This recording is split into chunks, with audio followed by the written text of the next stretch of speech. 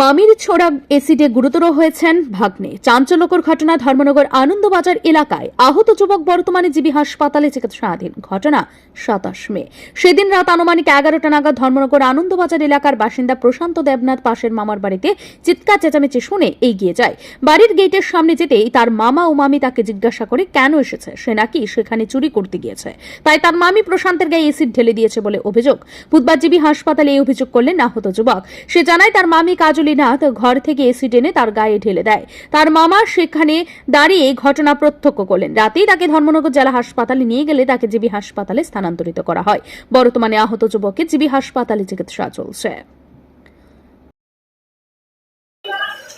আমি কইছিলাম বর্দারে বুলেটারে 2000 নামে খেয়ে দিলে না, একজন নামে কেন দিলে? আমার মামিরে দুইটা দিছে। অ্যাসিডটা দিছে কি আপনার মামি দিছে না মামা দিছে? মামি। মামির নাম কি? কাজলি নাথ। আর মামার নাম? জিতেন্দ্র নাথ। পুলিশে কাদের আটক করছে? কাদের আটক করছে? পুলিশে তো হারি আমার মামিরে। মামিরে। এখন কি চান আপনি? কি চান? তো মানে এরকম মানুষের করা তো ঠিক না, কারণ মানুষের ভিতরে একটু দয়ামা থাকা উচিত। মানুষের ভিতরে দয়ামা নাই তো, এরকম মানুষের করার তো মারারও দান থাকবে।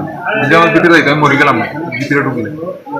আপনার নাম কি? এরকম করা ঠিক হয়েছে না। এখন তো সঠিক তো বিচার চাই। নাম সুশান্ত দেবনাথ। বয়স কত?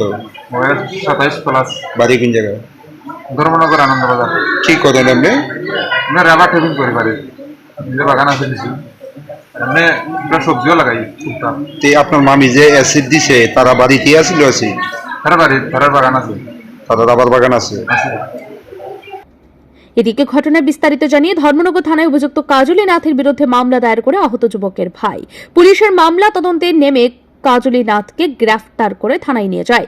এই ঘটনাকে কেন্দ্র করে দুই পরিবারের মধ্যে চরম উত্তেজনা বিরাজ করছে। ব্যুরো রিপোর্ট, ঋদ্ধি নেটওয়ার্ক।